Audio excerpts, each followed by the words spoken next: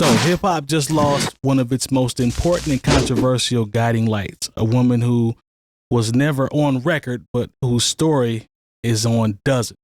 So we're going to unpack the life of Assata Shakur, rest in peace, and explore how her revolutionary actions and escape to Cuba made her an icon in hip hop culture. Now, for me, Public Enemy, Jay-Z, hearing those references, that was some of my first introductions to Common, to, you know, how deep those political roots actually went.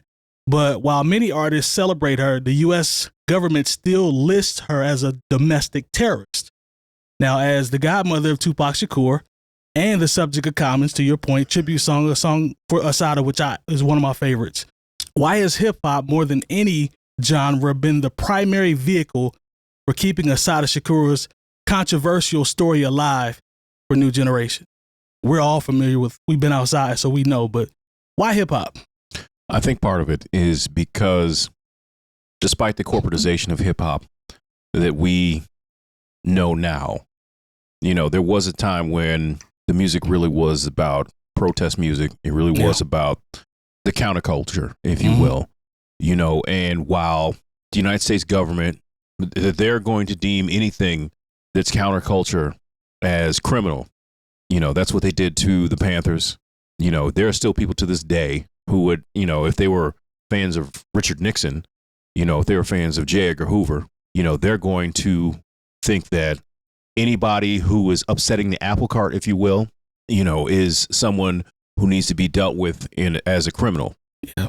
You know, regardless of the facts that we know what COINTELPRO was, we know exactly what, and the thing is, these are things that you can look up that, you know, the United States government in concert with the Chicago Police Department murdered Fred Hampton. There you go. You know what I'm saying? Like there's forensic information that lets you know that all the bullets went in, none of them came out. 99 shots in, one out. One out. You know, so it is not something that is lost to me, or I think majority of the people who have paid any attention to just what the United States of America has done to revolutionary voices. I've had conversations with people because they, you know, when I've talked about the Black Panthers before, and they would try to actually say the Black Panthers and the Klan are the same thing. Yeah, you know, and that's because that's how their mindset has been programmed. People who I think should know better, people who I don't believe are racist, but when you talk to them about the Black Panthers, it's like no, but they were a violent group. I was like, you didn't hear anything about the programs as far as the breakfast program, the health clinics, policing their own neighborhoods, making sure people had lawyers, make sure they weren't railroaded by the system. So, you know, anything like that, like I said, when I talk about a revolutionary spirit, I'm talking about feeding the community, making sure people are don't get sick, and aren't railroaded by the system. That's revolutionary.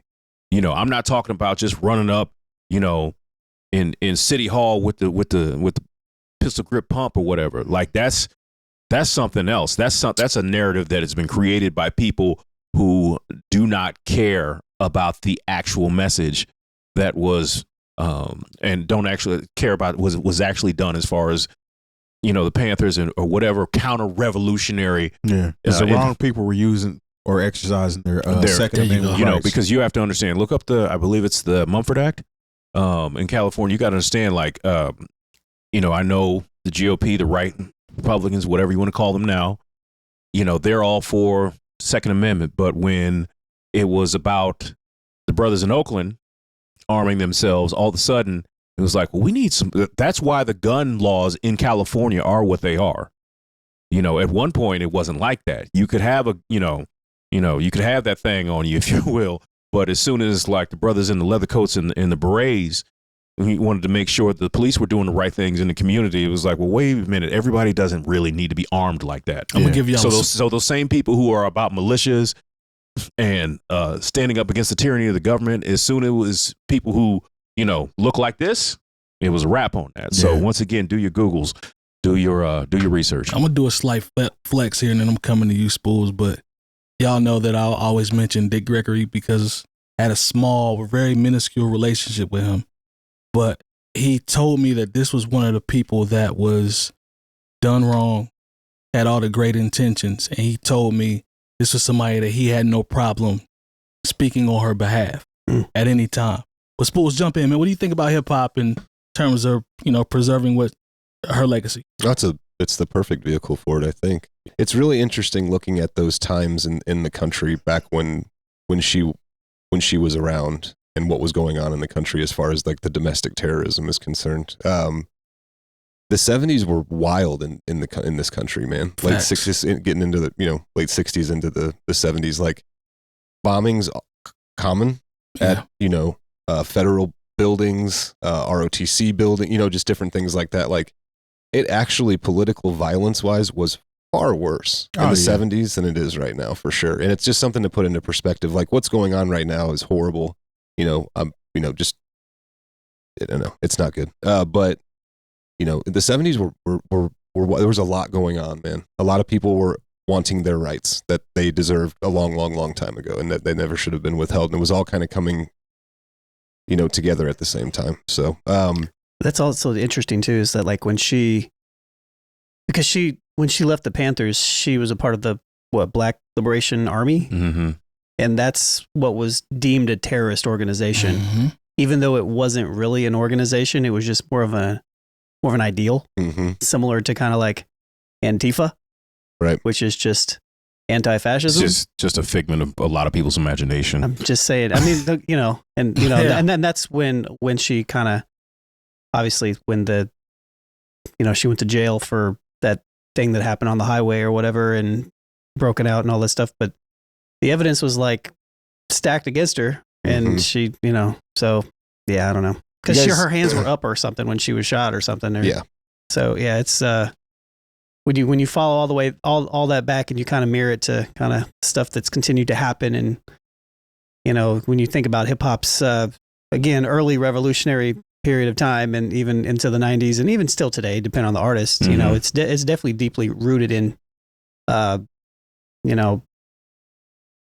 doing the right thing. Yeah, I don't know. Absolutely, man. I always think of, Dead Prez always comes to mind. Yeah, sure. With groups like that's, obviously Public Enemy before and that, but like, I don't know, man. The what Jay touched on as far as the way that people view the Panthers versus groups like the Klan, or it's I don't know. It's always been ridiculous to me. Like one group came together to protect, and another group came together to lash out at others, to destroy. So like it's just, I don't know, to me there's no comparison. Jump in there, Terry. I really don't have a whole lot more to add. I think Jay pretty much summed it up for the most part.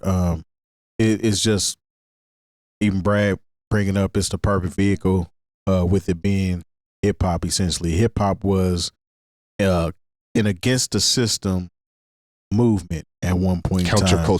Counterculture. I actually have a whole conversation about counterculture I want to have, but it has nothing to do with this. But we'll do that at another time. But it definitely was something that that mirrored a lot of the things that were going on in the 60s and 70s, and obviously it birthed a lot of these artists too. Yeah, especially with it being so close to Tupac Shakur. This was his godmother, so he had a relationship with this woman as well. And I don't know, I really don't have a whole lot more to add to it, to be honest with you. It's rest in peace to her, and I'm glad that she was able to live her life to the fullest, although it was in exile, but I'm sure she was received well in Cuba.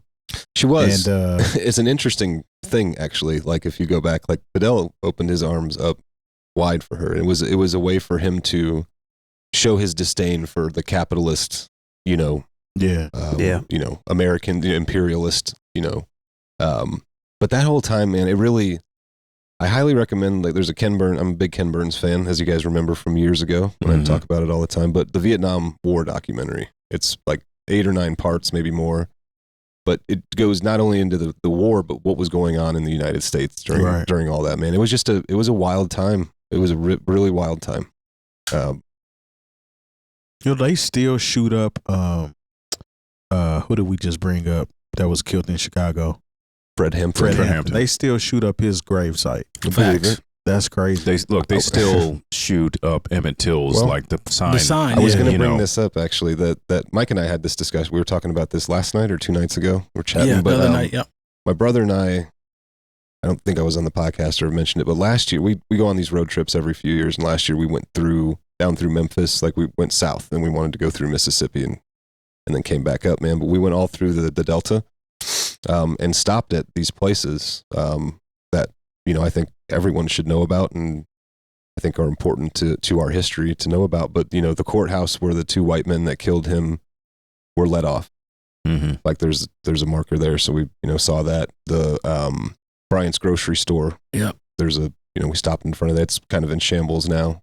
But we also stopped at the sign that you just mentioned, and we found it. It's just off the banks of the Tallahatchie. Yep.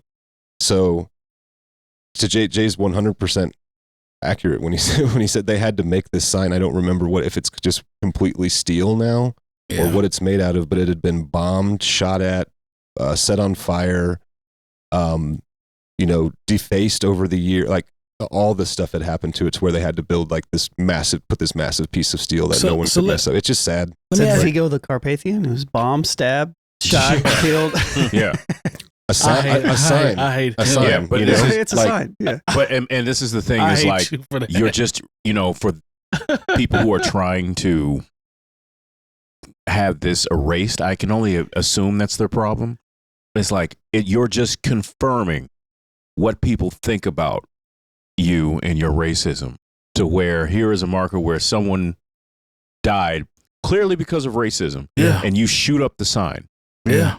So, well, thanks for validating that for us. Yeah, it's like, well, you are really as terrible as like people assume you to be. Yeah. You know. But do you guys think her legacy, you know, of her activism, will that continue to resonate in a genre that has become commercialized, basically increasingly more commercialized? Not nowhere near like how it was. Okay. Because this kind of goes to the subculture conversation that I want to have at some point in time. Yeah. That hip hop has just completely become commercialized. It doesn't hold that same weight that it once did, to where this music is representing people that we looked up to at one point in time. You know what I'm saying? This was a soundtrack to bucking the system. Now, I mean, you can still consider it that, because I mean, people are doing what they want to do musically, but it's not the same type of hip hop that birthed the artists that look up to an Assata Shakur. Mm-hmm. I agree. I can dig that. I think that's well said. And I think that's by design. Yeah. Where it's like, okay, we'll give you this much money. We'll put this, we'll put you on these platforms, but you can't care about these things. Yeah. Because caring about those, at one point, you could almost say that having a certain level of consciousness was commercial. You know? Yeah, I'd say in like the early 90s. Yeah, but now and I know, I would say late 80s. Like I remember seeing, stuff like Lakim Shabazz and, Proud to be Black, I'm Proud. They was playing it on Yo MTV Raps in the middle of the afternoon. Right. And I don't think there is a space for that now, because everything is, shaking ass and getting money. And I think that's where, when we talk about capitalism kind of, you can't have capitalism and revolution at the same time, because it winds up, it's kind of like that scene in I'm Gonna Get You Sucker, where he talks, where Clarence Williams III, he talks about, we went down there to the government building to take it over, and the brothers came out with jobs. They went in with guns. Yo, and came out with jobs. That's classic. Straight up. But that was also one of the, speaking of Assata Shakur, like that, she was anti-capitalist. Yeah. You know, like that's fundamental nature of like where a lot of her disdain came from. In an interview I've seen fairly recently, where she was talking about the fact, like once I realized that this is where everything is from, it's like, well, this is the underlining piece that's the problem, and then so you look at hip hop in the popularized sense, the popularized rap culture that we have right now, and it's just straight commercialization. That's all it is. And so it's separate. It's unfortunate too, man. Like it's hard to go against the system. Yeah. And go against the capitalist grain. Because we live in it. It's difficult. Yeah. You know what I mean? And so I'm not It's not, ingrained in everyone in the United States from a very early age. We have to exist in the system that we're in. Like, otherwise, what are we going to, change it? Yeah. Right? Well, which is harder. But you have to exist within it first to be able to change it, right? You have to. But it is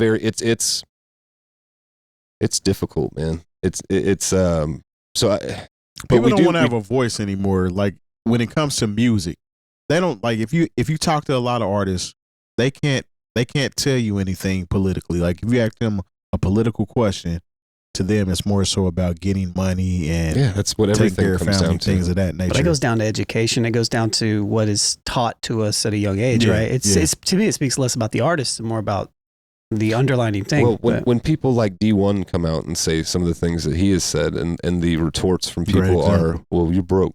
Yep. That's where we're at. Yeah. Mm-hmm. You know what I mean? Like people don't want to, and I think we're going to head down this path maybe with the topic here in a little bit more, but like, yeah, man, like, I don't know. I mean, it's kind of like, it just takes everything over. I want those people, I'll say this and I don't care how it sounds.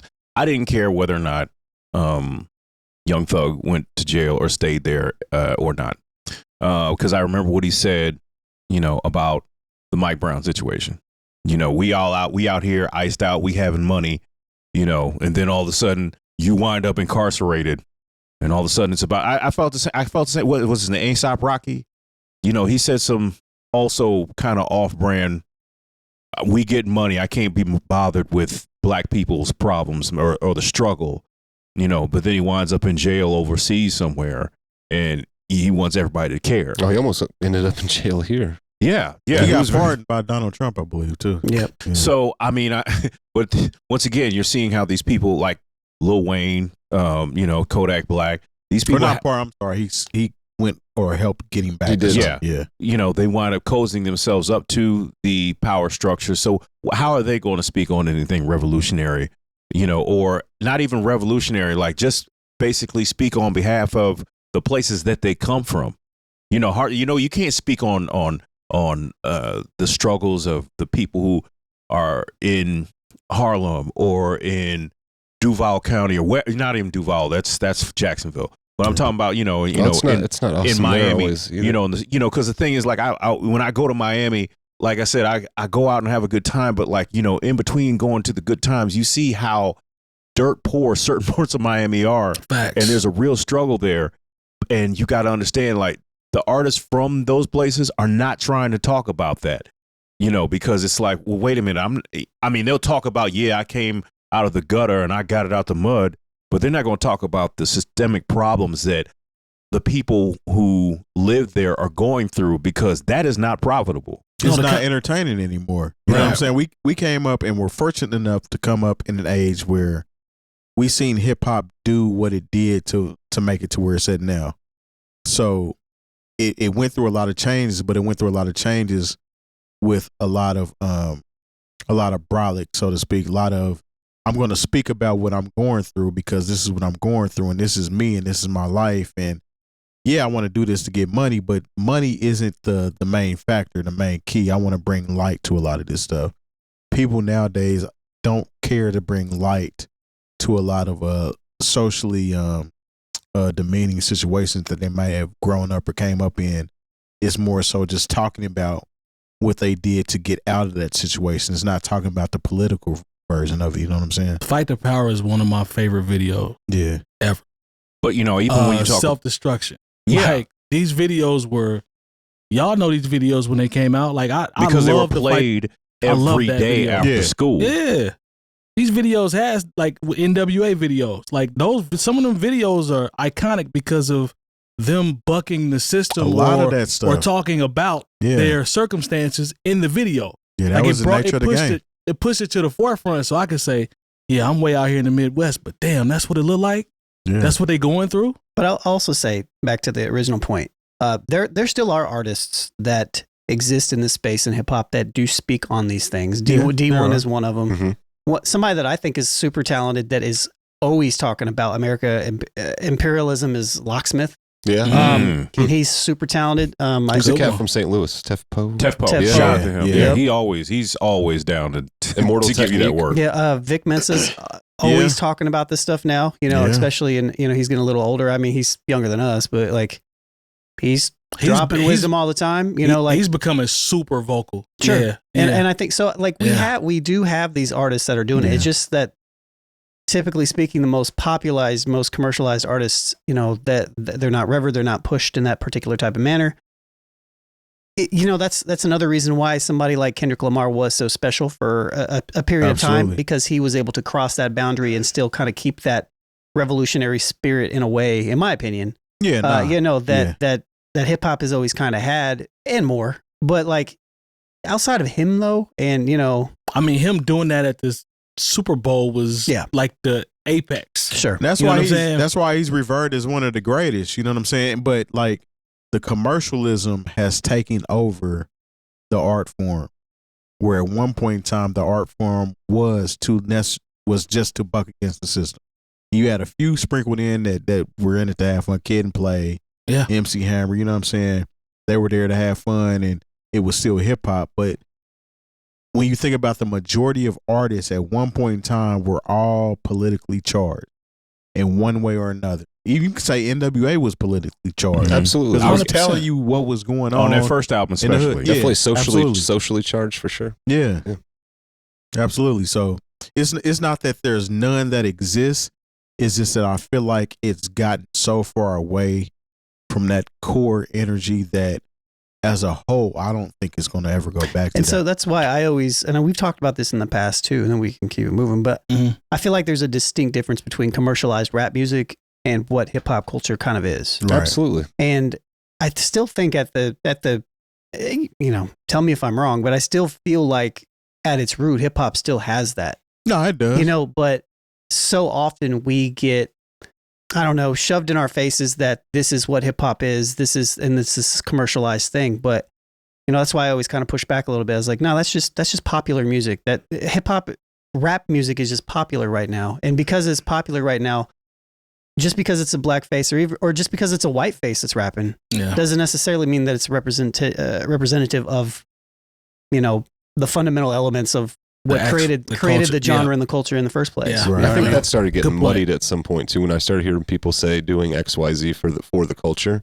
We've had that conversation. It definitely wasn't something that I don't think was rooted in the culture. Yeah. That what it stood for. You know what I mean? Sure. It became a generic term. Like woke became a generic term. And got flipped. And For the culture definitely got played out. For the culture, as long as there's a bag.